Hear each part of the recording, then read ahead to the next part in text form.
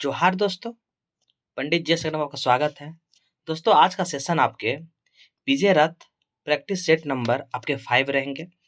इससे आपके सारे क्वेश्चन को एक-एक ऑप्शन को तोड़ेंगे दोस्तों, और वो हर चीज़ आपके पास डिस्कशन कर दिए जाएंगे। हर एक ऑप्शन को चीर-फाड़ होगा और आपके अच्छे से इस पेपर को मॉडल 5 प्रैक्टिस सेट जो है ये आपके डिस्कशन करा दिए जाएंगे। इस सेशन में आप बने रहें।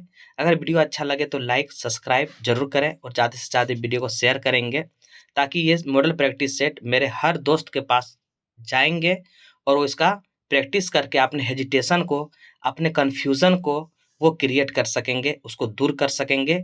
इसी वजह से ये मॉडल प्रैक्टिस सेट बहुत ही इंपॉर्टेंट होते हैं। कोई भी एग्जाम में आप जाएं उससे पहले आप प्रैक्टिस सेट कम से कम लगा के जाएं, ज़्यादा से ज़्यादा आप उसका प्रैक्टिस करें। इसीलिए आपका कम से कम एरर होने की संभावना कम हो जाती है। तो चलिए हम लोग सेशन स्टार्ट करेंगे। तो आज का सेशन स्टार्ट करते हैं। पहला क्वेश्चन आपके हैं, सूची 1 और 2 को मिलाना है आपके, देश और मुद्रा से है। देश और मुद्रा से रिलेटेड है। पहले नंबर क्वेश्चन में आपके चिली जो देश है, चिली देश की मुद्रा आपके पेसो है।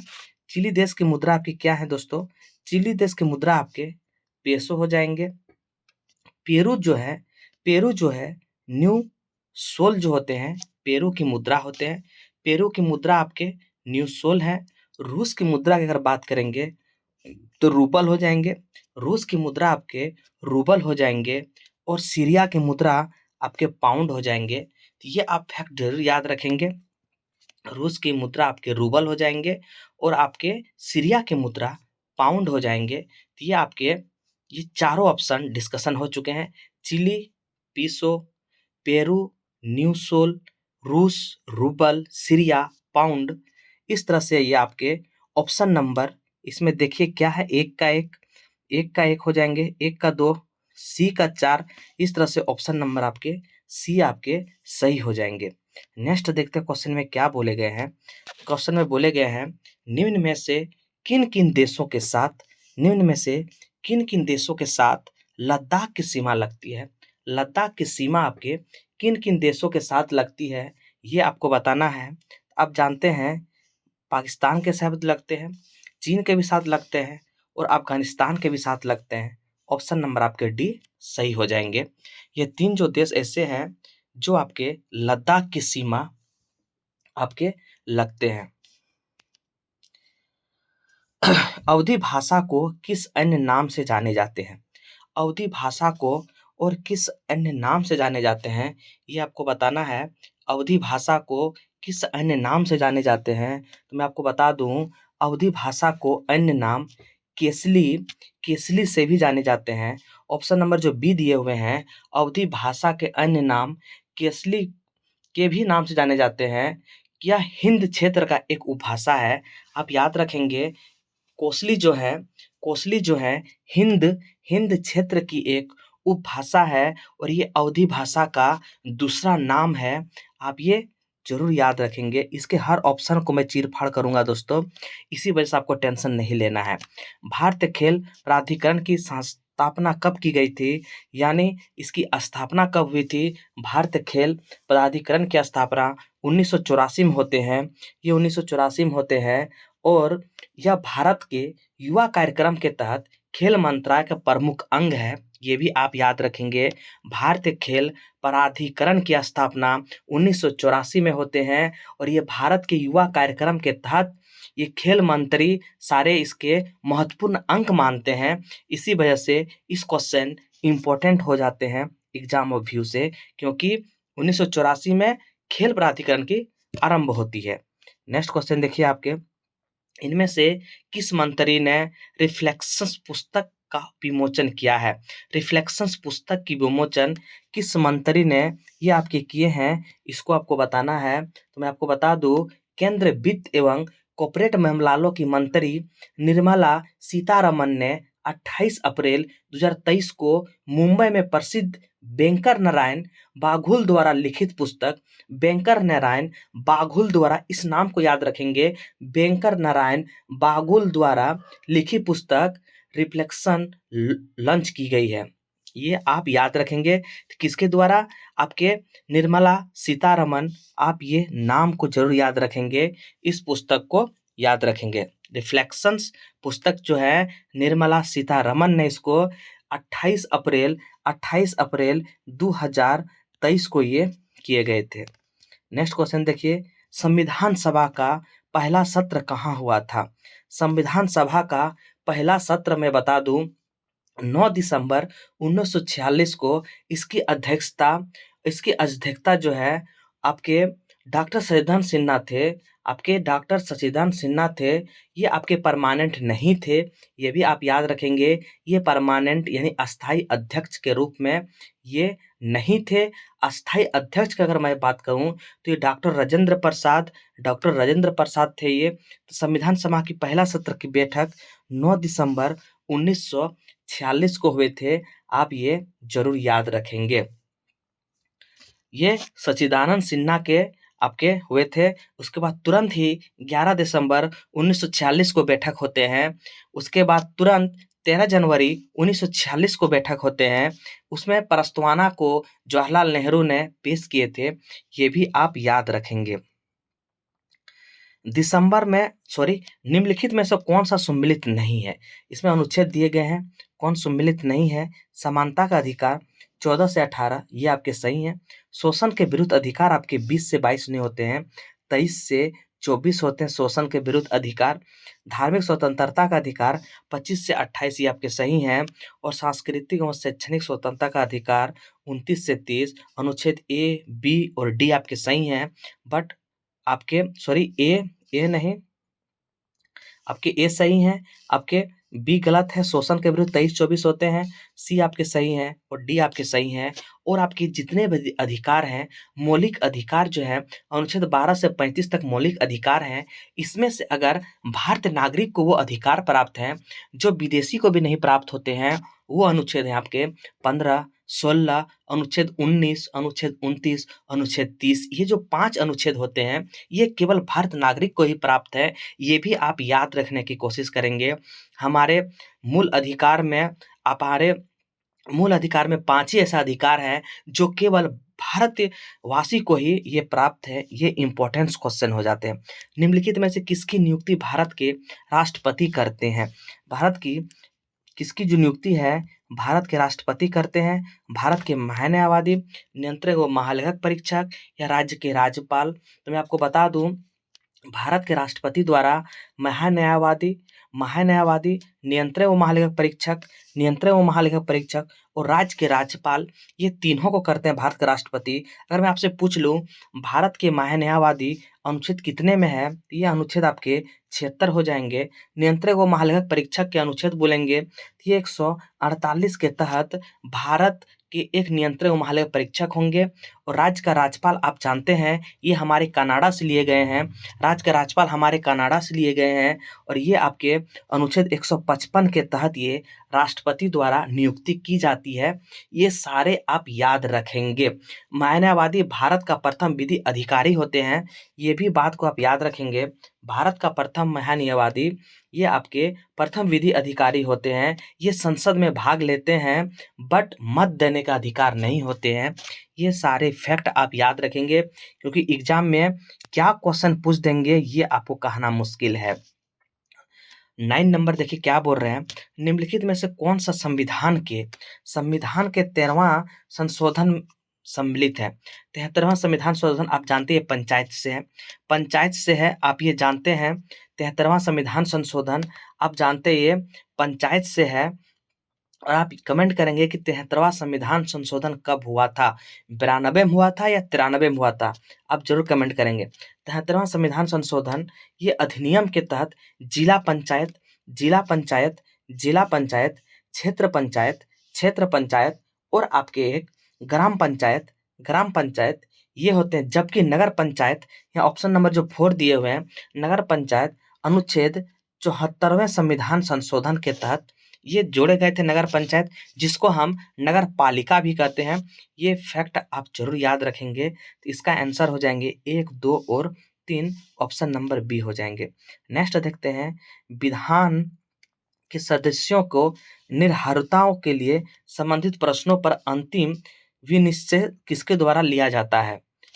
आप बताएंगे विधानसभा के सदस्यों की निर्भरताओं से संबंधित प्रश्नों पर अंतिम निश्चय किसके द्वारा लिए जाते हैं? मैं आपको बता दूं, ये आपके राज्यपाल द्वारा, ऑप्शन नंबर जो बी है, ये राज्यपाल के द्वारा लिए जाते हैं। विधानसभा, एक भारत का विधानसभा होगा, हर राज्य में एक विधानसभा होते हैं। ये अनुच्छेद 170 के तहत आप इसे याद रखेंगे, कई एग्जामों में इस क्वेश्चन को पूछे गए हैं। नेक्स्ट देखिए, कुमाऊं हिमालय निम्नलिखित किन नदियों के बीच आपके हैं? चलिए देखते हैं, नेक्स्ट क्वेश्चन आपके पूछे गए हैं, कुमाऊं हिमालय निम्नलिखित में से किन नदियों के बीच स्थित है? मैं आपको बात बता दूं, यहाँ से आपके एक वैज्ञानिक थे, उस वैज्ञानिक का नाम है, वो सिडनी के रहने वाले थे, वो सिडनी के रहने वाले थे, और उस वैज्ञानिक का नाम है बुराड। क्या नाम है उस वैज्ञानिक का? नाम है बुराड। ये बुराड जो थे ना, एक विद्वान हिमालय पर्वत को प्रादेशिक तौर पर, ये बुराड़ जो थे, ये हिमालय पर्वत को प्रादेशिक तौर पर 4 भागों में बांटे गए थे। एक आपके हो जाएंगे पंजाब हिमालय, एक हो जाएंगे पंजाब हिमालय, एक हो जाएंगे पंजाब हिमालय, एक हो जाएंगे कुमायूं हिमालय, एक हो जाएंगे कुमायूं हिमालय, एक हो जाएंगे नेपाल हिमालय, और एक हो जाएंगे असम हिमालय। ये जो बुराड़ थे, हिमालय को 4 क्षेत्रों में बांटे थे। एक आपके हो गए पंजाब हिमालय, एक हो गए कुमायूं हिमालय, एक हो गए नेपाल हिमालय, एक हो गए आपके आपके असम हिमालय। ये 4 को जो बांटे थे, उसमें से आपका एक क्वेश्चन है कि कुमायूं हिमालय किस किस नदियों के बीच अवस्थित है? तो कुमायूं हिमालय सतलज सतलज और आपके सतलज नदी और काली नदी के बीच में ये हिमालय है।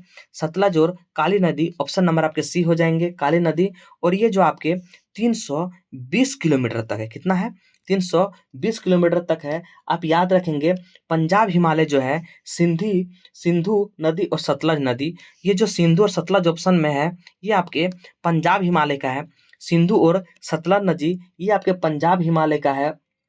और नेपाल हिमालय का मैं बता दूं, काली और तीस्ता, काली और ऑप्शन नंबर जो बी है, ये आपके नेपाल हिमालय को अलग करती है। कौन सी दो नदी? तीस्ता नदी और आपके हो जाएंगे काली नदी। इसकी लंबाई अगर पूछ लिया जाए एग्जाम में, इसकी लंबाई आपके हो जाएंगे 800 किलोमीटर इसकी लंबाई है। अगर इसे लंबाई में पूछ लो तो 800 किलोमीटर इसकी लंबाई है। और आपके असम हिमालय जो है, ऑप्शन नंबर जो डी दिए हुए हैं, ये आपके असम हिमालय के हैं। तीस्ता और ब्रह्मपुत्रा ये असम हिमालय के हैं, और ये 750 किलोमीटर है। ये सारे फैक्ट आप याद रखेंगे। कुमायूं हिमालय पूछ लिया जाए, सतलज और काली, आपके सिंधु और सतलज पूछ लिया जाए, पंजाब हिमालय, काली और तीस्ता पूछ लिया जाए तो ये नेपाल हिमालय, और तीस्ता और ब्रह्मपुत्रा पूछ लिया जाए आपके ये हो जाएंगे असम हिमालय। ये 4 हिमालय बुराड़ के अनुसार से ये बांटे गए थे। मैं आपको बता दूं, भौगोलिक तौर पर हिमालय पर्वत को भी 4 भागों में बांटा गया। कौन सा? ये आपके हो जाएंगे ये आपके हो जाएंगे एक मिनट, आपके हो जाएंगे, मैं थोड़ा सा डिस्कस कर दे रहा हूँ। आपके हो जाएंगे एक में आपके हो जाएंगे ट्रांस हिमालय। दूसरा हो जाएंगे आपके वृहद हिमालय, दूसरा हो जाएंगे वृहद हिमालय। तीसरा आपके हो जाएंगे लघु हिमालय, तीसरा हो जाएंगे लघु हिमालय। और चौथा हो जाएंगे आपके शिवालिक। क्या हो जाएंगे? शिवालिक। ट्रांस हिमालय, वृहद हिमालय, लघु हिमालय, शिवालिक, ये आपके जो 4 जो है, ये भौगोलिक तौर पर हिमालय पर्वत को 4 भागों में बांटा है। ट्रांस हिमालय, वृहद हिमालय, लघु हिमालय, शिवालिक, ये आपके 4 जो है बटे हुए हैं, ये भौगोलिक तौर पर हिमालय को बांटा गया है। अगर कश्मीर हिमालय की बात करूं, अगर मैं कश्मीर हिमालय की बात करूं, ये भी आपके बांटे गए हैं। कौन कौन सा? एक आपके होते हैं काराकोरम, दूसरा होते हैं लद्दाख, काराकोरम, लद्दाख, तीसरा होते हैं आपके जास्कर, और चौथा होते हैं पीर पंजाल। ये सारे, और पांचवा होते हैं धोलावीरा। ये सारे आप याद रखेंगे। क्या क्या है? काराकोरम, लद्दाख, जास्कर, पीर पंजाल और आपके धोलावीरा होते हैं। ये आपके कश्मीर हिमालय पर्वत उत्तर से दक्षिण तक फैले हुए हैं। उत्तर से लेकर ये दक्षिण तक कभी कभी एग्जाम में सजाने देते हैं, इसको आप जरूर याद रखेंगे। इतना फैक्ट आप याद रखते हैं तो यहाँ से एक सभी अगर सवाल आएंगे तो ये आपके सवाल बन जाएंगे। नेक्स्ट क्वेश्चन देखिए अब हम लोग का क्या है, 12 नंबर में देखिए क्या बोल रहे हैं क्वेश्चन। 12 में बोल रहे हैं, आपके 12 नंबर में बोल रहे हैं कि निम्न में से कौन सा जलप्रपात नर्मदा नदी पर नहीं है? इसमें कौन सा जलप्रपात है जो नर्मदा नदी पर नहीं है? आप ये जरूर बताएंगे कौन सा जलप्रपात है जो आपके नर्मदा नदी पर नहीं है। तो 12 का ऑप्शन नंबर आपके बी हो जाएंगे। भालकुंडा जलप्रपात जो है ये आपके नर्मदा नदी पर नहीं है। मैं आपको यहाँ से थोड़ा नर्मदा नदी के बारे में बता देता हूँ। नर्मदा नदी का उद्गम अगर सबसे पहले पूछ लिया जाए तो ये मेकाल पर्वत श्रेणी के अमरकंटक पहाड़ी से होती है। नर्मदा नदी का उद्गम आपके मेकाल पर्वत के अमरकंटक चोटी से होती है। अगर पूछ लिया जाए कि नर्मदा नदी किन दो पर्वत के बीच में बहती है, तो ये उत्तर में आपके उत्तर में ये आपके विंध्याचल पर्वत है। उत्तर में आपके विंध्याचल पर्वत है और दक्षिण में आपके सतपुड़ा रेंज। उत्तर में आपके विंध्याचल है और दक्षिण में आपके सतपुड़ा रेंज होते हैं। इसके मध्य में ये बहते हुए पश्चिम की ओर बहते हैं और आपके पश्चिम की ओर बहते हुए अरब सागर में अपना जल को गिरा देते हैं। आप ये याद रखेंगे। इसकी सहायक नदियाँ अगर बात करूं, नर्मदा नदी की सहायक नदियाँ की बात करूं तो ये के तावा, बंजर, शेर इसके सहायक नदियां हैं। अगर नर्मदा नदी पर कौन सा जलधारा है, कौन सा जलप्रपात पाए जाते हैं, कपिल धारा, दुग्ध धारा, भेड़ाघाट, ये सारे आपके नर्मदा नदी के बारे में था। कपिल धारा, दुग्ध धारा और भेड़ाघाट ये आपके सारे जो जलप्रपात हैं ये आपके नर्मदा नदी पर हैं। इतने सारे फैक्ट आप याद रखेंगे। नेक्स्ट क्वेश्चन देखिए 13 का क्या बोले गए हैं। इसमें बोले गए हैं कि उत्तर का चयन करें तो मैग्नीज, मौ से मैग्नीज और मौ से मध्य प्रदेश, ये आप याद रखेंगे। निकेल ये उड़ीसा है, ये भी याद करेंगे। निकेल आपके उड़ीसा है। सीसा जस्ता आपके राजस्थान हो जाएंगे और एस्बेस्टस आपके आंध्र प्रदेश। यानी कि ऑप्शन नंबर आपके देखिए कहाँ एक का एक हो गया, बी का 2, आपके ऑप्शन नंबर आपके सी हो जाएंगे। और एक बार रिपीट, मैग्नीज आपके मध्य प्रदेश, निकेल आपके उड़ीसा, सीसा जस्ता आपके राजस्थान में पाए जाते हैं और एस्बेस्टस आपके आंध्र प्रदेश, ये आप याद रखेंगे।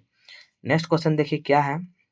निम्नलिखित में कौन सा एक जनसंख्या के घनत्व के आधार पर भारत राज्यों का 2011 की जनगणना के अनुसार सही अवरोही क्रम है। अवरोही क्रम और आरोही क्रम में बहुत कंफ्यूजन होते हैं। सबसे पहले मैं बता दूं, अवरोही जो क्रम होते हैं वो जहाँ रहेंगे ये आपके बड़ा से छोटा होते हैं। आप ये याद रखेंगे, ये बड़ा से छोटा होते हैं। और आरोही में आपके छोटा से बड़ा होते हैं। ये सबसे पहले ये आपको याद रखना है, छोटा से बड़ा होते हैं। इसको हिंदी में असेंडिंग और डिसेंडिंग कहते हैं। असेंडिंग ऑर्डर और डिसेंडिंग ऑर्डर ये आप याद रखेंगे तो आपको ये कभी कंफ्यूजन नहीं होगा।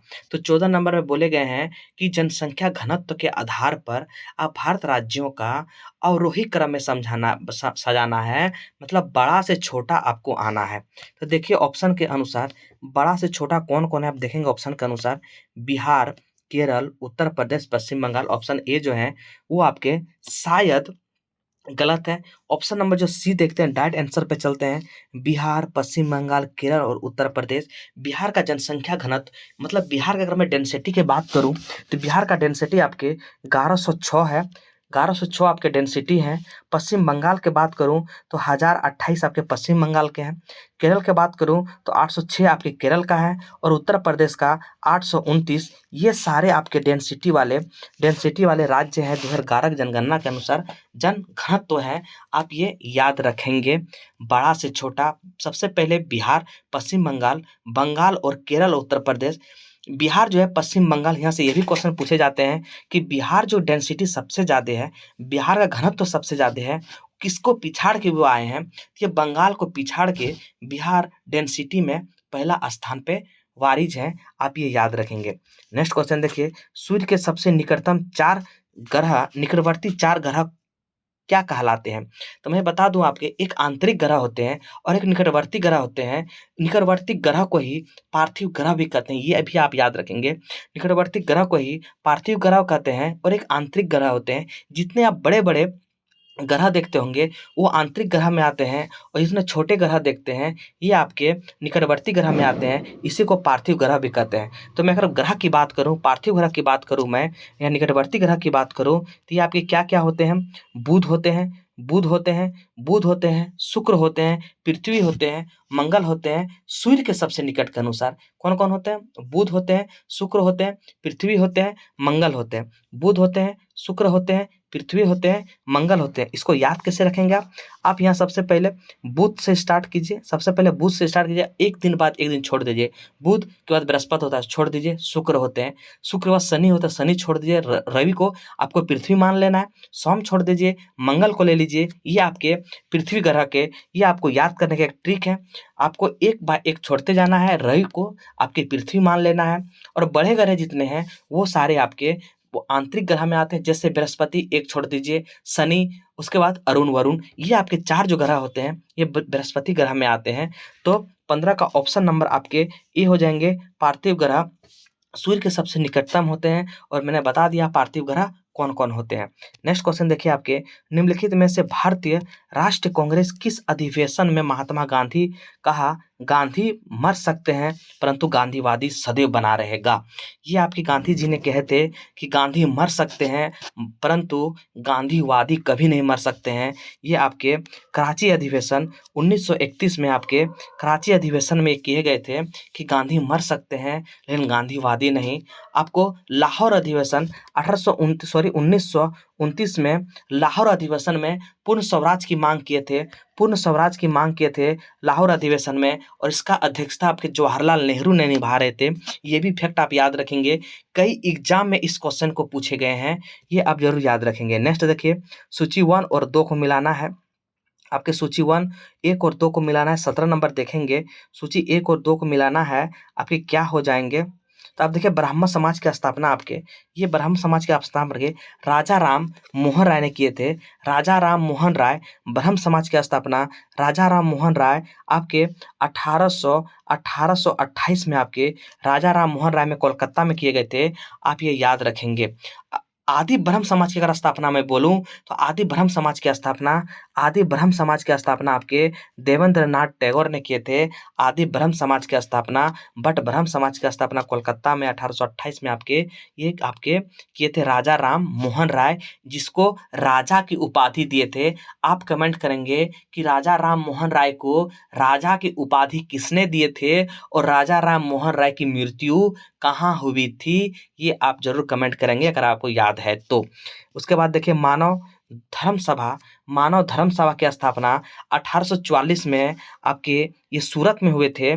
कहाँ हुए थे? ये आपके सूरत में हुए थे 1844 में। कितने में?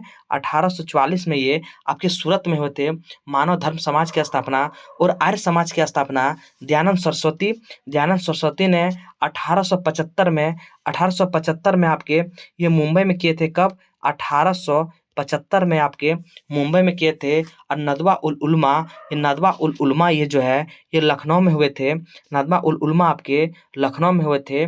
आप ये याद रखेंगे, ये सारे फैक्ट एग्जाम के व्यू से बहुत इंपॉर्टेंट हो जाते हैं। नेक्स्ट क्वेश्चन देखिए, निम्नलिखित में से कौन सा ग्रंथ उल्लेख करता है कि अशोक श्रीनगर का संस्थापक था? अशोक जो है श्रीनगर का संस्थापक था। ये किस ग्रंथ में इसको उल्लेख करते हैं? ये राजतरंगी कल्हन के राजतरंगी आप पढ़े होंगे। कल्हन के राजतरंगी जो ये बुक है वो आपने कश्मीर के बारे में वर्णन किया है। उसी बुक में ये वर्णन है कि अशोक ने श्रीनगर की स्थापना की थी। ये कल्हन की राजतरंगिणी किताब में इसका वर्णित है, आप ये याद रखेंगे। ऋग्वेद में किन मंडलों को वंश मंडल के नाम से भी जाने जाते हैं? वंश मंडल ऋग्वेद बता दूं, सबसे पुराना वेद ऋग्वेद होते हैं। ऋग्वेद, यजुर्वेद, सोमवेद, अथर्ववेद। ऋग्वेद, यजुर्वेद, सोमवेद, अथर्ववेद। सोमवेद आपके सोम गानों का वेद कहे जाते हैं। अथर्ववेद आपके सबसे नया अथर्ववेद है। यजुर्वेद जादू टोना यजुर्वेद से होते हैं। ये सारे फैक्ट आपको याद रखना है। और ऋग्वेद में द्वित के सप्तम मंडल ऑप्शन नंबर जो बी दिए हुए हैं, द्वित से सप्तम मंडल तक को आपके वंश मंडल के नाम से जाने जाते हैं। और एग्जाम से बहुत इंपॉर्टेंट क्वेश्चन है, द्वित से सप्तम मंडल को वंश मंडल कहे जाते हैं ऋग्वेद के। ये सारे आप याद रखेंगे। निम्नलिखित में से किस सल्तनत के शासक ने प्रशासन एवं स्वयं घूसखोरी को प्रोत्साहित किया था? 20 नंबर देखेंगे। आपके ऑप्शन नंबर सी हो जाएंगे फिरोज तुगलक। दिल्ली सल्तनत में फिरोज तुगलक ने स्वयं प्रशासक में घूसखोरी को प्रोत्साहित किया था। किसको किया था? घुसखोरी को प्रशासित किया था। और शम्स सिराज अफीक के अनुसार सुल्तान ने एक सैनिक को एक टांका दिया था ताकि रिश्वत देकर अपना घोड़ा दीवान अर्ज के पास करा सके। यही चीज जो है घूसखोरी को प्रोत्साहित किया था कौन? फिरोज शाह तुगलक। कौन थे? फिरोज शाह तुगलक। आप ये याद रखेंगे, दीवान अर्ज से पास करने के लिए ये घूसखोरी दिया था कौन? एक टांका दिया था सैनिक को। आप ये याद रखेंगे। श्रीनगर कश्मीर स्थित पत्थर मस्जिद का निर्माण किसने करवाया था? श्रीनगर स्थित पत्थर मस्जिद का निर्माण किसने करवाया था? तो श्रीनगर स्थित पत्थर मस्जिद का निर्माण आपके जहांगीर के समय नूरजहां ने 1623 ईस्वी में आपके ये कराए गए थे। नूरजहां एक पत्थर मस्जिद होते हैं, एक पत्थर की मस्जिद होते हैं। तो पत्थर मस्जिद नूरजहां ने करवाए थे, जबकि पत्थर की मस्जिद पूछ ले आपके कहाँ है? ये आपके पटना में है।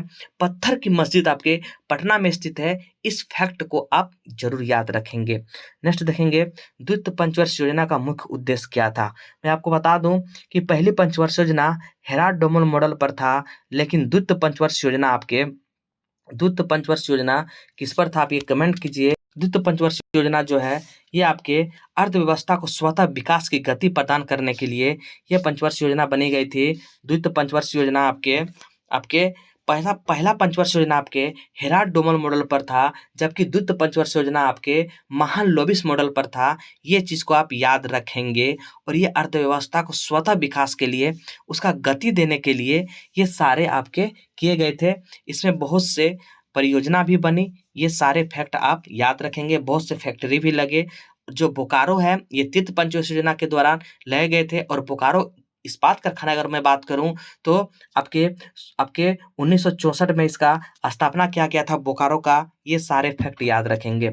ज्ञान प्रकाश समिति का संबंध किससे था? ज्ञान प्रकाश समिति का संबंध किससे था? 23 का देखेंगे आप। ज्ञान प्रकाश का संबंध किससे था? ये आपकी चीनी घोटाला जो था, ज्ञान प्रकाश समिति का संबंध चीनी घोटाला सा था। आप ये याद रखेंगे। ये कब आए थे? अगर डेट आपसे पूछ लेंगे तो 1994 में ये चीनी घोटाला आया था। ये आपके चारा घोटाला आप जानते हैं, लालू प्रसाद यादव, ये चारा घोटाला से संबंधित थे। ये सारे फैक्ट आप याद रखेंगे। एक प्रकार का ऋण सब प्राइमर उद्धार बैंक द्वारा किस प्रकार के उपभोक्ताओं को दिया जाता है? 24 का देखेंगे आप। ये आपके आंसर हो जाएंगे। आपके 24 का ऑप्शन नंबर आपके ए हो जाएंगे। ऐसे उधारकर्ता जिनकी ऋण पृष्ठभूमि अच्छी नहीं है। नेक्स्ट क्वेश्चन देखेंगे आप। भारत के किस राज्य में नटचली उत्सव मनाए जाते हैं? नटचली उत्सव मनाए जाते हैं भारत के किस राज्य में? ये आपके तमिलनाडु में नटचली उत्सव मनाए जाते हैं। आप ये याद रखेंगे। पोंगल उत्सव भी तमिलनाडु में मनाए जाते हैं, ये भी याद रखेंगे। पोंगल उत्सव आपके तमिलनाडु में मनाए जाते हैं। कथकली आपके केरल में मनाए जाते हैं। ये सारे आप याद रखेंगे। निम्नलिखित में से किस भारतीय मार्शल आर्ट है? कौन सा मार्शल आर्ट है जिसका उत्पत्ति भारत के आधुनिक केरल से हुई है? ये आपके हो जाएंगे कलेरी पैटुट्टू की जो उत्पत्ति है ये केरल से हुए हैं। और कथकली भी कौस से करेली और कौस से कथकली, ये दोनों आप याद रखेंगे। करेली कथकली ये आपकी केरल से उत्पत्ति हुई है। आप ये याद रखेंगे। लेकिन यहाँ पे मार्शल आर्ट दिए हुए हैं, इसी वजह से करेली स्टाइल में मार्शल आर्ट सीखेंगे, जबकि कथकली आपके कथकली शास्त्र नृत्य है, ये आप जानते हैं। और शास्त्र नृत्य की संख्या आपके 6 होते हैं, ये भी आपको याद रखना है। भारतीय महिला क्रिकेट टीम ने किस टीम को हराकर पहले under 19 women's cricket world cup का खिताब जीता था? 27 का देखिए। महिला क्रिकेट अंडर 19 जो है ये किसको हराकर? तो ये आपके इंग्लैंड क्रिकेट टीम को हराकर ये आपके कप उठाए थे भारत महिला टीम अंडर 19 की। निम्नलिखित में से किस मिशन के तहत भारत के 11 करोड़ घरों को नल से जोड़ना है? ये आपके हो जाएंगे जल जीवन मिशन के द्वारा ये आपको जोड़ना है। आईसीसी विश्व कप 2023 के ब्रांड एम्बेसडर किसे बनाए गए हैं? आप जानते हैं ये हमारे शाहरुख खान, किंग खान को बने गए हैं 2023 के ब्रांड एम्बेसडर। आप ये जानते हैं कौन है? शाहरुख खान। नाटो के महासचिव के रूप में पुनः तीसरी बार किसे चुना गया है? नाटो इसकी राजधानी ब्रुसेल्स है, नाटो की जानते हैं। इसके मुख्यालय कहाँ है? सॉरी, राजधानी नहीं, नाटो के मुख्यालय आपके ब्रुसेल्स है। महासचिव के रूप में तीसरी बार इसे किसे चुना गया है? तो तीसरी बार जेंस स्टोल्टनबर्ग को आपके चुने गए हैं। ऑप्शन नंबर आपके सी हो जाएंगे। जेंस स्टोल्टनबर्ग को चुने गए हैं नाटो के महासचिव। ये तीसरी बार इस पद पर कार्यरत है। नेक्स्ट क्वेश्चन देखिए आपके क्या है। अब हम लोग सामान्य विज्ञान की ओर अग्रसर। नेक्स्ट देखेंगे, हाइड्रोजन से भरा पॉलीथीन का गुब्बारा पृथ्वी के स्थान से छोड़ा जाता है तो वायुमंडल ऊंचाई पर जाने से क्या होंगे? पहला क्वेश्चन है आपके क्या होंगे? तो 31 का ऑप्शन नंबर आपके सी हो जाएंगे। गुब्बारे के अमाप में वृद्धि होगी। क्या होगी? गुब्बारे के अमाप में वृद्धि होगी। नेक्स्ट क्वेश्चन देखेंगे आप। नेक्स्ट क्वेश्चन देखिए आप, 32 नंबर है। 32 नंबर क्या बोले गए हैं? 32 नंबर देखिए, नीचे दिए गए शब्दों का मिलान करिए। 32 नंबर में मिलान करना है आपको। सॉरी दोस्तों, प्रतिरोध हो जाएंगे ओम। प्रतिरोध हो जाएंगे ओम। क्या हो जाएंगे? प्रतिरोध का ओम हो जाएंगे। विद्युत प्रवाह का बोलेंगे तो एम्पियर। विद्युत प्रवाह के एम्पियर हो जाएंगे। बल का न्यूटन हो जाएंगे और पावर का आपके वाट हो जाएंगे। इस तरह से आपके ये सारे आंसर हो जाएंगे। ग्लेशियर में बर्फ हमेशा निम्न में से कहाँ पिघलता है? ग्लेशियर में आप देखते होंगे, ग्लेशियर में आपके स्केटिंग में होता है। गुलबर्गा में हमेशा आप देखेंगे बर्फ के स्केटिंग किए जाते हैं। लेकिन बोला है कि पिघलता कहाँ से है? मैं आपको बता दूं, ये आपके निचली सतह से पिघलते हैं। आप इसका प्रैक्टिकल कर सकते हैं। आप बर्फ का टुकड़ा लेंगे, फ्रिज से निकालेंगे और आप सड़क पर रख देंगे या किसी जगह पर रख देंगे, वो आपके नीचे से पिघलते हैं। ये आप प्रैक्टिकली देख सकते हैं। इसलिए ग्लेशियर में बर्फ हमेशा नीचे की ओर से पिघलते हैं। नेक्स्ट देखिए, निम्नलिखित में से किसमें ध्वनि तरंग को मानव कान नहीं सुनाई देता है? अपसरंगे तरंगे 20 हर्ज से नीचे को अपसरप तरंगे कहते हैं। सरप तरंगे आपके 20 हर्ज से लेकर 20,000 हर्ज तक आपके सरप तरंगे होते हैं।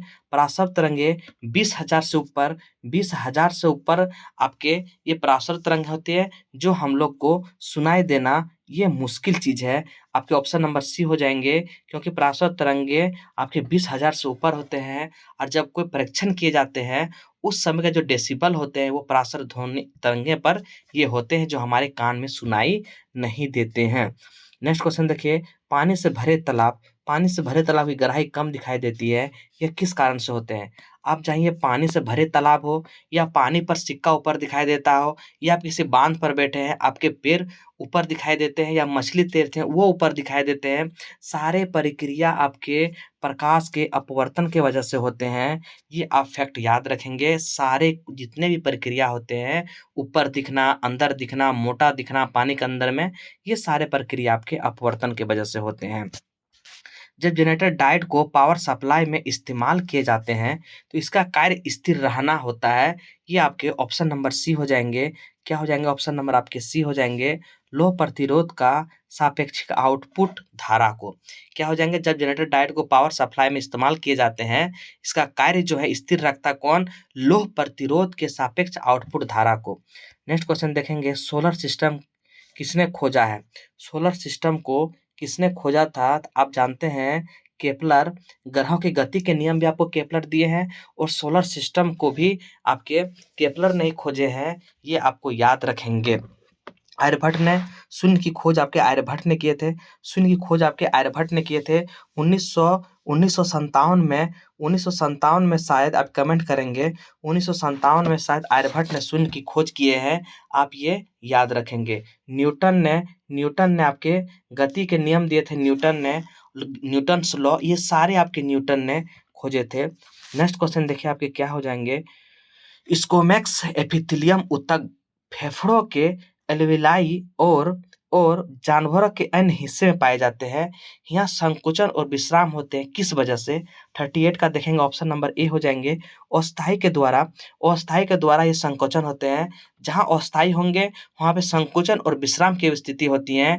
ये एक्वेमस एपिथेलियम ऊतक जो है ये फेफड़े के अल्वियाई और जानवरों के अन्य हिस्से में इसी वजह से होते हैं, क्योंकि ये अस्थायी होते हैं, ये अस्थायी नहीं होते हैं। जीवों में प्रोटीन निर्माण के लिए सूचना स्रोत क्या है? जीवों में जो प्रोटीन का निर्माण होते हैं, इसकी जो है डीएनए के वजह से जीवों में प्रोटीन निर्माण के लिए सूचना स्रोत है आपके डीएनए। नेक्स्ट क्वेश्चन देखिए, इसमें से किस प्रकार के अंगों की बुनियादी संरचना एवं उत्पत्ति समान होती है किंतु उसके कार्य भिन्न भिन्न होते हैं। आपके क्या बोले गए हैं, किस प्रकार के अंगों की बुनियादी संरचना उत्पत्ति समान होते हैं किंतु उसके कार्य भिन्न भिन्न होते हैं। आपको मैं बता दूं, इसको हम समजात कहते हैं। क्या कहते हैं इसको? समजात कहते हैं। समजात जो है, कार्य आपके भिन्न भिन्न होते हैं लेकिन उत्पत्ति समान होते हैं, ये आप याद रखेंगे। निम्न में से क्या आहार नाल में अम्ल आहार को क्षार में परिवर्तित करता है? अम्ल आहार को क्षार में परिवर्तित करता है। 41 का देखेंगे क्या हो जाएंगे, ये आपके हो जाएंगे 41 का ऑप्शन नंबर आपके सी हो जाएंगे, पीतरस। ये क्या होते हैं? ये पीतरस, ऑप्शन नंबर आपके सी हो जाएंगे। निम्नलिखित में से क्या मानव रक्त में मौजूद एक वर्णक है जो ऑक्सीजन को हमारे फेफड़ों से शरीर से सभी अंगों तक ले जाते हैं? ये क्या हो जाएंगे? 42 का ऑप्शन नंबर डी, इसको हम हीमोग्लोबिन कहते हैं। ये हीमोग्लोबिन, हम ऑक्सीजन को हीमोग्लोबिन के द्वारा ही रक्त के वजह से सारे आपके अंग तक आपके ऑक्सीजन पहुंचते हैं, ये आप याद रखेंगे। किशोर अवस्था के दौरान स्वस्थ प्रजनन तंत्र के विकास के लिए किस प्रकार के आहार की आवश्यकता होती है? 43 का देखेंगे, पोषण की दृष्टि से संतुलन। आपके किशोर अवस्था में पोषण की बहुत जरूरी होती है और 14 वर्ष के बच्चों तक को प्रोटीन देना बहुत आवश्यक होते हैं, जिसके वजह से मसल बढ़ते हैं, हाइट बढ़ते हैं, सारे आपको प्रोटीन के वजह से होते हैं। इसलिए किशोर अवस्था में पोषण की दृष्टि से संतुलन को रखना बहुत जरूरी है, आहार को रखना बहुत जरूरी है, जिसकी वजह से बच्चे हाइट खिंचाते हैं, दिमाग चंचल होते हैं, सारे आपके होते हैं पौष्टिक आहार से। आपने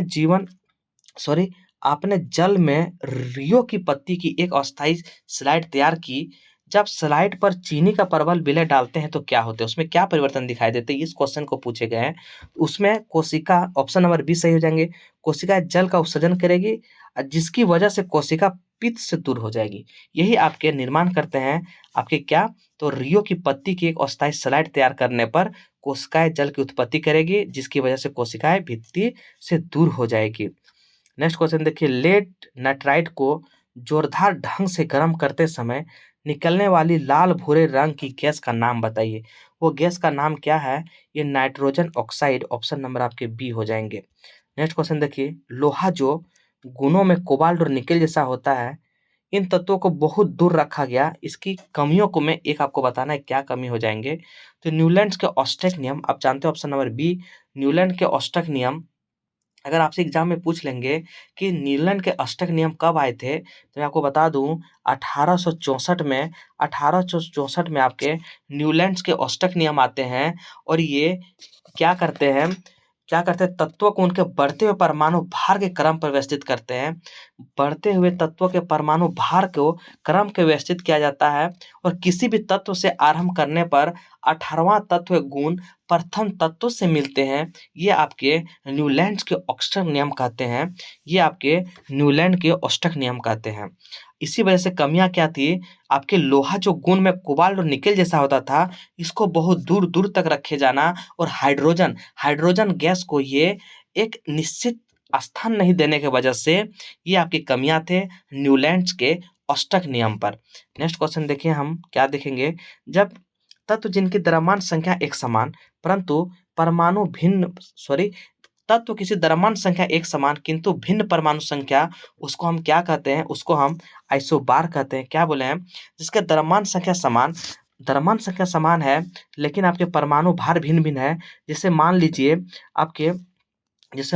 आपके क्या है, कैल्शियम नहीं, कोई भी संख्या मान लीजिए x है, इसके द्रव्यमान संख्या आपके मान लीजिए इसका कितना है, 40 है, और ये आपके ऑर्गन 18 होते हैं, इसका द्रव्यमान संख्या 40 है। और कोई दूसरा भी हम ले लें आपके आर्गन के बाद, अगर 19वां तत्व लेंगे उसका भी द्रव्यमान संख्या 40 होते हैं, 19 होते हैं। तो देखिए द्रव्यमान संख्या सेम है लेकिन आपके परमाणु भिन्न परमाणु संख्या है, इसी को हम आइसोबार कहते हैं। अगर द्रव्यमान संख्या अलग अलग होते इसको हम क्या कहेंगे, उसको समस्थानिक कहेंगे। द्रव्यमान संख्या अलग-अलग लेकिन परमाणु संख्या समान होते हैं, उसको समस्थानिक कहते हैं। ये कई एग्जामों में क्वेश्चन को पूछे गए हैं, ये याद रखेंगे। जैसे 19 में आते हैं पोटेशियम, 19 में आते हैं पोटेशियम, 19 का में आते हैं पोटेशियम। इसके आपके परमाणु संख्या 19 है लेकिन द्रव्यमान संख्या 40 है, तो द्रव्यमान संख्या समान है बट आपके परमाणु परमाणु संख्या अलग-अलग है, इसको हम आइसोबार कहते हैं। ये सारे फैक्ट आप याद रखेंगे। समुद्र के पानी के अवलीकरण, समुद्र के पानी के अवलीकरण के लिए इस्तेमाल किए जाने वाला तकनीकी में से एक है, वो तकनीकी है आसवन। सो क्या कहते हैं हम, आसवन कहते हैं। ये फैक्ट आप याद रखेंगे। नेक्स्ट क्वेश्चन देखिए, निम्न में से किस तत्व के आणविक रूप से परमाणुओं की संख्या अधिकतम होती है? किसके वजह से होती है? ऑप्शन नंबर आपके सी डी हो जाएंगे। एस एस से होते हैं आपके सल्फर, और सल्फर के परमाणु होते हैं 8। कितना होते हैं? सल्फर के 8 होते हैं। फास्फोरस 4 परमाणु होते हैं, जबकि आर्गन और नियोन आखिरी गैस है और इसकी परमाणु अवस्था स्वतंत्र में रहती है। इसी वजह से आपके क्या बोले गए हैं, अधिकतम हो जाएंगे। तो एस के हो जाएंगे, एस हो जाएगा सल्फर, और S8 आप पढ़े होंगे। S8 होते हैं, S8 होते हैं आर्गन और नियोन के आपकी स्वतंत्र होते हैं, इसी वजह से ये आपके S8 हो जाएंगे। नेक्स्ट क्वेश्चन देखिए आपके क्या है। नेक्स्ट क्वेश्चन देखेंगे आपके इसमें आपके मैथ रीजनिंग है। इसमें आप हम लोग आएंगे किस पर, तो कंप्यूटर ज्ञान पे देखेंगे हम लोग। कंप्यूटर के क्वेश्चन देखेंगे यहाँ से, उसके बाद हम लोग चलेंगे अपने झारखंड में। कंप्यूटर के देख लेंगे क्वेश्चन कुछ। देखिए कंप्यूटर देखेंगे हम लोग क्या है। कौन सी प्रक्रिया यह सुनिश्चित करने के लिए जांच करती है कि कंप्यूटर के घटक ऑपरेट कर रही है और सही ढंग से जुड़े हैं? उसको हम क्या करते हैं, 91 का उसको हम बूटिंग कहते हैं। क्या कहते हैं उसको? हम बूटिंग कहते हैं। चलिए, सेकेंडरी स्टोरेज मीडिया से हार्ड डिस्क में सॉफ्टवेयर प्रोग्राम को कॉपी करने की प्रक्रिया को क्या कहते हैं? सेकेंडरी स्टोरेज मीडिया से हार्ड डिस्क में सॉफ्टवेयर प्रोग्राम को कॉपी करने की प्रक्रिया को क्या कहते हैं? इस प्रक्रिया को हम 92 का देखेंगे क्या कहते हैं, इसको हम अपलोड कहते हैं। क्या कहते हैं? इसको अपलोड करना बोलते हैं। नेक्स्ट देखेंगे आप क्या क्वेश्चन है। स्टोरेज मीडिया के रूप में निम्न में से क्या सीडी रोम के फायदे हैं? इसके फायदे क्या है? 93 का देखेंगे फायदे क्या है। तो ये इसके फायदे होते हैं, मैग्नेटिक डिस्क की तुलना में सीडी रोम कम गलतियां करती है। यही इस आपके फायदे हैं स्टोरेज डिवाइस के रूप में सीडी रोम। नेक्स्ट क्वेश्चन, एक एक डैश डैश नामक शब्द प्रयोग होता है जब सर्च इंजन वेब पेज लौटाते हैं जो शोध परिणाम क्राइटेरिया को मैच करता है, उसको हम क्या कहते हैं? उसको हम लिंक कहते हैं। क्या कहते हैं? ऑप्शन नंबर आपके सी हो जाएंगे। 95 का देखिए क्या बोले गए, शब्द वर्तमान में प्रयुक्त विंडो का वर्णन के लिए किया जाता है। क्या कहते हैं? उसको हम सक्रिय विंडो या एक्टिव विंडो कहते हैं। एक्टिव विंडो में ये सारे सक्रिय होते हैं, इसी को हम सक्रिय विंडो या एक्टिव विंडो कहते हैं।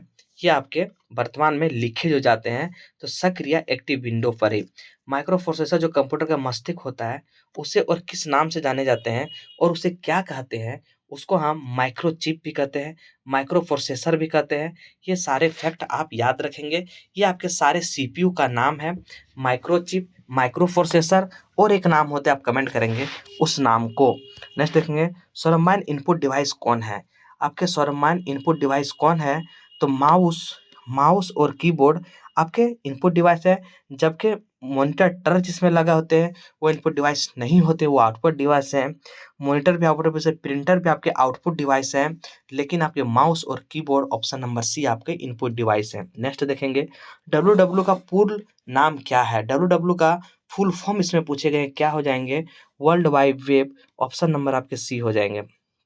नेक्स्ट क्वेश्चन देखिए 99 का, वेब कैम्स जो होते हैं ना, एक प्रकार का सस्ते कैमरे होते हैं जो कंप्यूटर के साथ लगे होते हैं। ये आपको याद रखेंगे क्योंकि इसका काम video conference, video chatting, live web broadcast ये सारे करते हैं वेब कैम्स। ये सारे फैक्ट आपके एग्जाम में पूछे जा सकते हैं। वर्कशीट में कॉलम और रो के इंस्ट्रक्शन को क्या कहते हैं? वर्कशीट में जो कॉलम और रो के इंटरसेक्शन को क्या कहते हैं? ये आपको कहते हैं, इसमें कुछ नहीं है, ये जितने भी ऑप्शन है 100 का डी हो जाएंगे। वर्कशीट में कॉलम और रो के इंटरसेक्ट को क्या कहते हैं? आप ये कमेंट करेंगे, मैं बता देता हूँ। उसको आप सेल कहते हैं। क्या कहते हैं दोस्तों? उसको सेल कहते हैं। जैसे ये और ये जहाँ कटते हैं वो एक सेल बनाते हैं, उसको हम सेल कहते हैं। इसे आप याद रखेंगे। इंटरनेट के जरिए लोगों से संपर्क करने के लिए हम अक्सर उनके क्या इस्तेमाल करते हैं? उसके हम ईमेल एड्रेस का इस्तेमाल करते हैं। क्या करते हैं? ईमेल एड्रेस का दोस्तों उसका हम इस्तेमाल करते हैं। ये आप याद रखेंगे। डिजिटल डिजिटल इलेक्ट्रॉनिक उपकरणों के लगातार छोटे, अधिक शक्तिशाली होते जाने पर परिवर्ती से कार्यवर्ती के लिए होते हैं। 102 का इसको हम कहेंगे बुद्धिमान। क्या कहते हैं इसको? बुद्धिमान। नेक्स्ट देखिए 103 का क्या होगा? 103 का जब हार्ड ड्राइव अस्थायी रूप से सिस्टम यूनिट में स्थापित की जाती है और उन्हें निकालने जाने की व्यवस्था नहीं होती है, तब उनकी मरम्मत या बदलने की ज़रूरत पड़ती है। उसको हम क्या कहते हैं? उसको हम क्या कहते हैं? 103 का बताइए अब क्या होगा? 103 का उसको इंटरनल कहते हैं। ऑप्शन नंबर आपके बी हो जाएँगे। बार कोड एक प्रकार का कोड होते हैं। बार कोड एक प्रकार का कोड होते हैं। इसको हम ऑप्टिकल कोड होता है। बार कोड क्या होता है? ऑप्टिकल कोड इसको कहते हैं। बार कोड के माध्यम से डेटा की जानकारी देती है। ये मोटी और ऊंची पट्टी के माध्यम से आपके होते हैं। डब्ल्यू का अर्थ क्या होता है? दोबारा क्वेश्चन आ गया। डब्ल्यू का अर्थ क्या होता है? दोबारा आ गया। World wide web. Option number C हो जाएंगे। नेक्स्ट क्वेश्चन देखिए, किसी टास्क को पूरा करने के लिए स्टेप बाय स्टेप तरीके का सेट कहलाता है। उसको कौन सा सेट कहलाता है? उसको एल्गोरिथम कहते हैं। ऑप्शन नंबर आपके ए हो जाएंगे। नेक्स्ट देखिए, टेक्स्ट और एंड डाटा को टेम्पोररी एरिया में स्टोर किया जाता है, बाद में किसी दूसरे जगह पे पेस्ट करना, इसको हम क्या कहते हैं? इसको हम कहते हैं रोम। रैंडम ओनली मेमोरी ये आपके होते हैं, ये जो कि आपके अस्थाई होते हैं। रैम आपके अस्थाई होते हैं, याद रखेंगे। रैम आपके आपके रैम अस्थाई होते हैं, जबकि रोम जो है आपके अस्थाई होते हैं। स्प्रेडशीट में एक नंबर होता है जिसे आप कैलकुलेशन में यूज करते हैं, उसको हम क्या कहते हैं? वो एक नंबर होता है, उसको हम वैल्यू कहते हैं। क्या कहते हैं? ऑप्शन नंबर डी हो जाएंगे। उसको हम वैल्यू कहते हैं। 109 का देखेंगे। 109 का देखिए क्या है? HTML में कनेक्ट किए गए डॉक्यूमेंट को वेब पर प्रकाशित किया जा सकते हैं। ऑप्शन नंबर आपके डी हो जाएंगे। हाइपर टेक्स्ट मार्कअप लैंग्वेज ये आपके HTML का फुल फॉर्म होते हैं। ऑप्शन नंबर डी हो जाएंगे। नेक्स्ट क्वेश्चन देखिए, उच्च गति वाले एक प्रकार की मेमोरी होती है जिसे प्रोसेसर या रैम से भी अधिक गति में एक्सेस करते हैं, उसको हम क्या कहते हैं? उसको हम कैश मेमोरी कहते हैं। उसको हम कैश मेमोरी कहते हैं। नेक्स्ट आपके क्या है? देखिए आप आपके नेक्स्ट हो जाएंगे। नेक्स्ट आपके झारखंड है। झारखंड के सवाल यहाँ से देखेंगे हम लोग। झारखंड के सवाल देखेंगे। चलिए हम लोग झारखंड सेशन को देखते हैं। आपके 111 नंबर से झारखंड सेशन है। बोले गए हैं, झारखंड सरकार ने मसलिया रामेश्वर मेगा लिफ्ट सिंचाई योजना की आधारशिला किस जिले में रखी गई थी? झारखंड सरकार ने मसलिया रामेश्वर मेगा लिफ्ट सिंचाई योजना का आधारशिला किस जिले में रखी गई थी? आपके हो जाएंगे ऑप्शन नंबर सी, ये आपके दुमका जिला में इसको रामेश्वर मेगा लिफ्ट सिंचाई योजना आपके दुमका में ये रखे गए हैं। आप ये याद रखेंगे। एकलव्य प्रशिक्षण योजना के संबंध में सत्य कथनों की पहचान करें। एकलव्य जो है वो जो है क्या है? उसमें आपको देखना है, इस योजना लाभ पाने वाला विद्यार्थी की पारिवारिक आय आपके सीमा दायरे पे ना हो, ये आपके दायरे में ना हो। ये आपके हो जाएंगे 112 का आपके हो जाएंगे सत्य कथन सही है। नेक्स्ट क्वेश्चन देखिए, नेक्स्ट ऑप्शन, विभिन्न प्रवेश परीक्षा में तैयारी के लिए 45 सूचीबद्ध कोचिंग संस्थान 8000 विद्यार्थी को निःशुल्क शिक्षा दिए जाएंगे। ये भी आपके सही हैं। ये भी आपके सही हैं। क्या हो जाएंगे? ये भी आपके सही हैं। आपके नेक्स्ट देखिए सी बोले हैं, संयुक्त विधि प्रवेश परीक्षा CLAT के द्वारा तैयार हुए अभ्यर्थी का अधिकतम संख्या 1000 होगी। ये सही है, यानी ऑप्शन नंबर आपके सारे सही हैं। नेक्स्ट क्वेश्चन देखेंगे 113 नंबर, देवघर अंतर्राष्ट्रीय हवाई अड्डा उद्घाटन प्रधानमंत्री मोदी ने कब किए गए थे? इसके आपके बताना है कब? 12 जुलाई 2022 को। ये डेट के साथ याद रखेंगे, ये बहुत इंपॉर्टेंट क्वेश्चन हो जाते हैं। देवघर अंतर्राष्ट्रीय हवाई अड्डा का उद्घाटन प्रधानमंत्री नरेंद्र मोदी ने 12 जुलाई 2022 को किए थे। नेक्स्ट क्वेश्चन देखिए क्या है? नागवंशावली के रचनाकार कौन है? नागवंशावली के रचनाकार कौन है? इसमें बताना आपको कौन हो जाएंगे? बेनीराम महथा। कौन है? बेनीराम महता जो है नागवंशावली के रचनाकार हैं।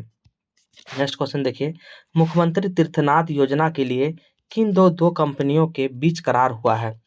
115 का क्या हो जाएगा? 115 का ऑप्शन नंबर आपके बी हो जाएंगे। IRCTC और JTDCL, ये दो जो कंपनियां हैं तीर्थ स्थल योजना के तहत दो कंपनी को बीच करार हुआ है, ये आप याद रखेंगे। नेक्स्ट क्वेश्चन देखें 16 नंबर का क्या है?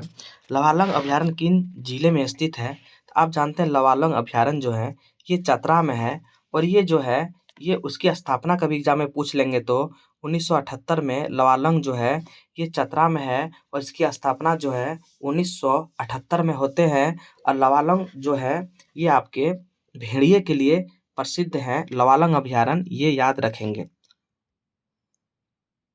झारखंड के कुल कितने जिलों उग्रवाद प्रभावित है? कितने जिलों में उग्रवाद प्रभावित है ये आप याद रखेंगे। 117 का हो जाएंगे। 117 का ऑप्शन नंबर सी जो है 22 जिले जो हैं, ये 22 जिले जो हैं उग्रवाद से प्रभावित है। आपके ये पहले आपके 20 जिले थे और 18 आपके लाल गलियारों के अंतर्गत आते थे, लेकिन इस बार आपके 22 जिले जो हो गए हैं उग्रवाद प्रभावित जिले हैं। नेक्स्ट क्वेश्चन देखिए, खूंटी के किस पुरोहित ने इनका नामकरण जयपाल सिंह किया? तो ये हो जाएंगे आपके जयपाल मिश्र। जयपाल मिश्र, खूंटी के किस पुरोहित ने इनका नामकरण जयपाल सिंह किया था? तो जयपाल मिश्र ने इसका नामकरण जयपाल मिश्र किया था। निम्न में से किस इस्पात संयंत्र को लौह अयस्क की प्राप्ति लौटते हुए मालगाड़ी से होती है? तो ये हो जाएंगे option number D. Option number D इनमें से कोई नहीं हो जाएंगे। बोकारो इस्पात संयंत्र जो है, बोकारो इस्पात संयंत्र को लोहे की प्राप्ति क्योंझर उड़ीसा से होते हैं। क्योंझर उड़ीसा से होते याद रखेंगे। कोयला की प्राप्ति झरिया क्षेत्र से होते हैं, जबकि चूना पत्थर की प्राप्ति मध्य प्रदेश से होते हैं। बोकारो इस्पात जो है सेल के अधीन कार्य करते हैं। ये सारे फैक्ट आप याद रखेंगे। राज्य की सबसे छोटी प्रशासनिक इकाई क्या है? राज्य की सबसे छोटी प्रशासनिक इकाई क्या है? ये हो जाएंगे ग्राम पंचायत। नेक्स्ट देखिए, निम्नलिखित में से कौन सी कला झारखंड की है? कौन सी कला झारखंड की है? आप जानते हैं ये कौन सी कला है? कुर्मी और मुंडा जो है ये आपके झारखंड से है। नेक्स्ट देखेंगे आप, ललित प्रसाद विद्यार्थी के वर्गीकरण के अनुसार कौन सी जनजातीय स्तन कृषि से जुड़ी है? तो ये आपके हो जाएंगे सोरिया पहाड़ी। सोरिया पहाड़ी जो है कृषि से जुड़े, ऑप्शन नंबर ए सही है। जनगणना 2001 के अनुसार निम्नलिखित में से कौन सी जनजाति लिंग अनुपात राष्ट्र औसत से नीचे है? तो ये हो जाएंगे लोहरा और खरवार। हंसदा, सोरेन, मुर्मू, बसरा निम्नलिखित किस जनजाति से संबंधित है? हंसदा हो गया, सोरेन हो गया, मुर्मू हो गया, बसरा हो गया, ये आपके संथाल से है। आप जानते हैं संथाल में गोत्रों की संख्या, कमेंट करेंगे कितने हैं? अगर आप जानते हैं तो कमेंट करेंगे। दीपिका कुमारी को किस वर्ष अर्जुन पुरस्कार से सम्मानित किया गया था? दीपिका कुमारी को अर्जुन पुरस्कार से सम्मानित 2012 में किए गए थे। 2012 में अर्जुन पुरस्कार सम्मानित किए गए थे, और पद्मश्री से 2016 में दीपिका कुमारी को ये आपके सम्मानित किए गए थे। नेक्स्ट क्वेश्चन देखेंगे 126 देखेंगे क्या हो जाएगा। 126 देखिए क्या हो जाएगा। आपके शैलेश कुमार बंदोपाध्याय को किस क्षेत्र में पद्म भूषण से सम्मानित किए गए हैं?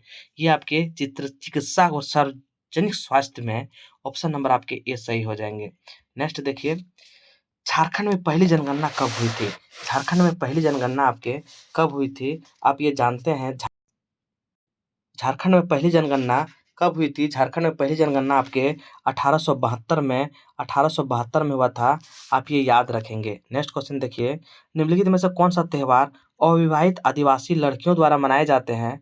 128 का ऑप्शन नंबर आपके डी हो जाएंगे। ये आपके जावा हो जाएंगे। झारखंड राज्य जेपी आंदोलन को पेंशन देने वाले कौन सा राज्य बन गए हैं? तो ये आपके जेपी आंदोलन को झारखंड सरकार द्वारा देने वाले ये आपके दूसरे राज्य बन गए हैं। ये फैक्ट याद रखेंगे, दूसरे राज्य बन गए हैं।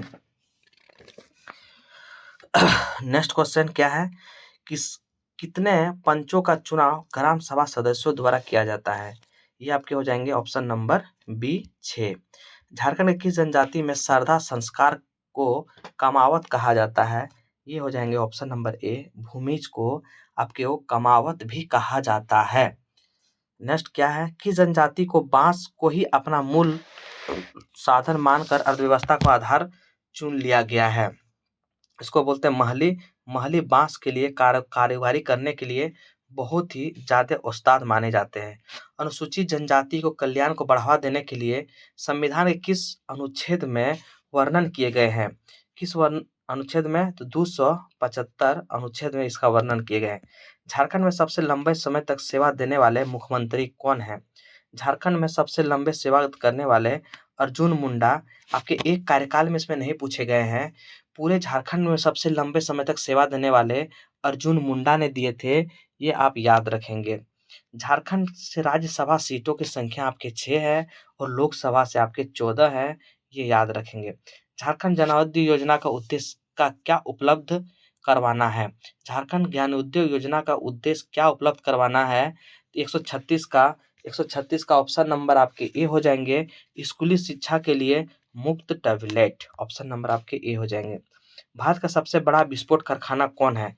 भारत का सबसे बड़ा विस्फोट कारखाना आप जानते हैं गोमिया, जो बोकारो में स्थित है। ऑप्शन नंबर आपके डी हो जाएंगे। नेक्स्ट देखिए क्या है। नेक्स्ट क्वेश्चन आप देखेंगे, झारखंड की पहली महिला कैबिनेट मंत्री कौन थी? झारखंड की पहली कैबिनेट मंत्री कौन थी? ये आपके हो जाएंगे जोभा माझी आपके कैबिनेट महिला मंत्री थी। तिलका मांझी आदिवासी विद्रोह के नेतृत्व आपके 1785 में तिलका मांझी किस शहर में फांसी दिए गए थे? तो ये आपके भागलपुर में दिए गए थे, याद रखेंगे। हिरनी झरना आपके कहाँ है? ये आपके हैं पूर्वी सिंहभूम में। हिरनी झरना आपके पूर्वी सिंहभूम में, हिरनी झरना पूर्वी सिंहभूम जिले में स्थित है और ये झरना जंगल के बीच में है। ये भी आप बात को याद रखेंगे और ये झरना जंगल के बीच में रहते हुए इसकी खूबसूरती बहुत ज्यादा बढ़ जाते हैं। झारखंड की उपराजधानी क्या है? आपके दुमका झारखंड की उपराजधानी है। आप जानते हैं झारखंड की उपराजधानी दुमका है और ये बाबूलाल मरंडी ने आपके मुख्यमंत्री बनते ही ये घोषणा कर दिए गए थे। क्षेत्र के अनुसार और एक क्वेश्चन, अगर झारखंड की उपराजधानी दुमका है तो रांची से कितने जिले को पास करके हम दुमका पहुंचते हैं? ये आप कमेंट जरूर करेंगे। कितने जिले को पार करके हम दुमका पहुंचते हैं, ये आप जरूर कमेंट करेंगे। क्षेत्र के अनुसार झारखंड सबसे बड़ा जिला कौन सा है? क्षेत्रफल के अनुसार बोले गए हैं, आपके हो जाएंगे पश्चिमी सिंहभूम। पश्चिमी सिंहभूम क्षेत्रफल के अनुसार सबसे बड़े जिले हैं, आप ये याद रखेंगे। सरकार जनगणना के अनुसार झारखंड की साक्षरता दर कितनी है? तो आपके 66.41% आपके ये साक्षरता दर है, याद रखेंगे इसको।